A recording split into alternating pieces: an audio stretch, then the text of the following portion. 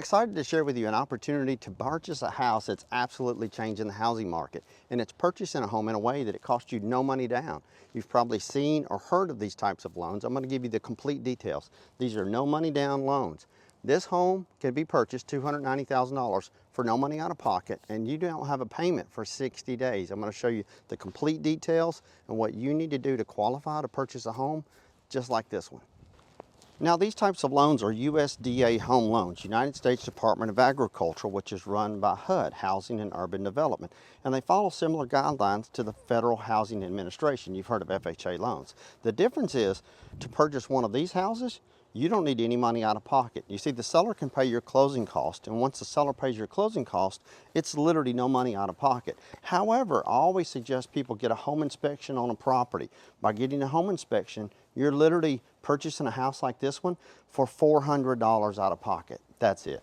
Now, you're probably asking, why would HUD do that? Why would Housing Urban Development offer this type of loan?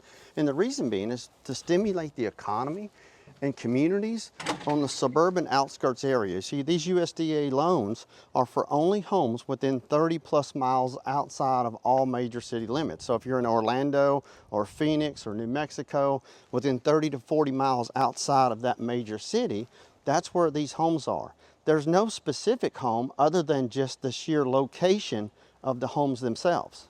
Now, the type of home that you can actually purchase is one just like this. It can be 8, 10, 12 years old.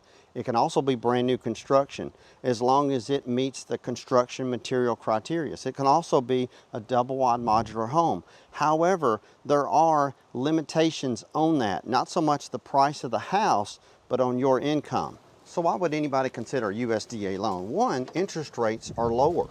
Not only do you have a no money down loan, but the interest rates are a little lower. You also have some flexibility with your credit. You have to have a 620 or higher credit score, but it's a little bit more flexible than, say, conventional. You also don't have to pay a high premium when it comes to your private mortgage insurance. Now, your private mortgage insurance is what the insurance company takes out on you, that you pay the monthly premium. You pay that monthly premium. However, with USDA, it's lower than if you got an FHA or a conventional loan. Now, to go about qualifying for these types of loans, you have to have, as I mentioned, a 620 or higher credit score. You also have to have 2 years on the job, and you also have had filed your taxes to show proof of income. They're going to pull bank statements, tax records, they're going to do a VOE, verification of income, and they're going to justify and clarify that you are working, you are who you say you are. And once you've done all of that, it's then just a matter of finding the home. Now, as far as location, where to find these homes, how to find these homes, I'm going to put a link below so you can simply click after you watch the rest of this video, and you can actually look at your area on a map, and you can see where the homes are located for you to purchase with these USDA loans. Now, if you haven't already done so, you might want to subscribe to the channel. Give me a thumbs up if you like these videos. My name is Wayne Turner. For nearly 30 years, I've bought, built, flipped, helped thousands of people with their home purchase and the sale of their home. I just share that with you so you can have the confidence knowing that what you learn from me is from actual hands-on real-life experience. So now that you're familiar with these types of loans, how do you actually go and get qualified for these loans? There's a difference between qualification and approval, and not all lenders are USDA approved.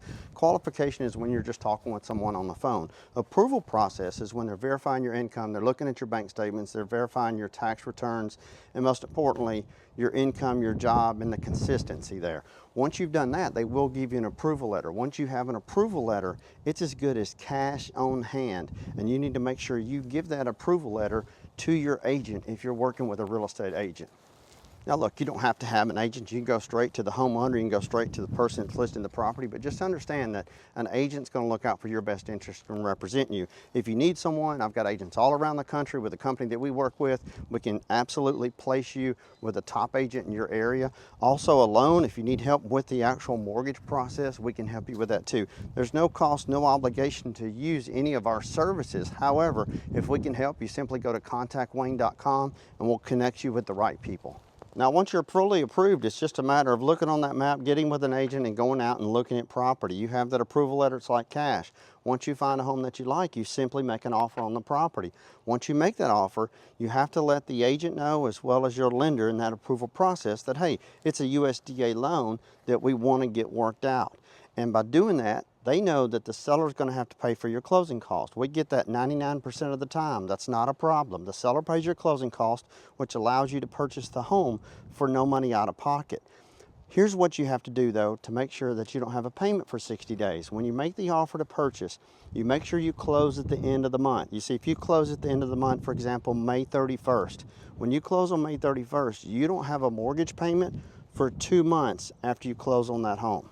Now, if you're like me, that's pretty exciting. You don't have a mortgage payment for 2 months. You don't have lease payment for 2 months, anything like that. You've already given them notice, and if you're leasing somewhere like I did when I purchased my house 3+ decades ago, I had to give them notice, but I already paid my first and last month's rent, save me some money. Now, even though you contract a house, you still want to have it inspected. Once you have the property inspected, and it's going to cost you $400 to $500 depending on the size of the house. Once you have the home inspected, it's important to know that you're not just buying the house as is where it is. Once you do an inspection on a home, you can give a copy of that inspection to your agent. Your agent's going to share that report with the actual homeowner.